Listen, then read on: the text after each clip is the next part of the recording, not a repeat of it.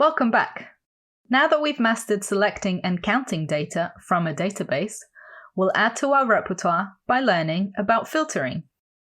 To filter, we need to use a new clause called WHERE, which allows us to focus on only the data relevant to our business questions. Going back to our coat analogy, we may want to select a coat from the closet where the color is green. The WHERE clause can help us with that. We will focus on filtering numbers in this lesson.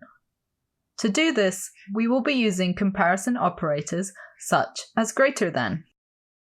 Here is an example of a query where we filtered to see only films released after the year 1960 using the greater than operator. Let's explore some of the other operators. We would use the less than operator to see films released before the year 1960. We would use the less than or equal to operator to see films released during or before the year 1960. If we want to see films released in a specific year, we can use equals. Here is a final example that isn't as intuitive as the others.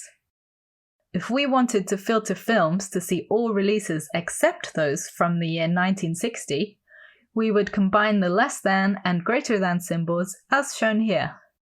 This is the SQL standard symbol that means not equal to. Let's recap all the comparison operators we can use with WHERE to filter numbers.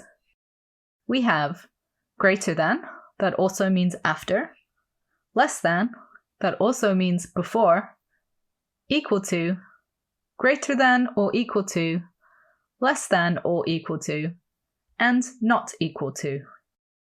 WHERE and the comparison operator equals can also be used with strings. In these cases, we will have to use single quotation marks around the strings we want to filter. For example, here we want to filter titles where the country is Japan. A final note on using WHERE. Similar to limit, this clause comes after the from statement when writing a query. If we were to use both WHERE and limit, the written order will be select, from, WHERE, limit.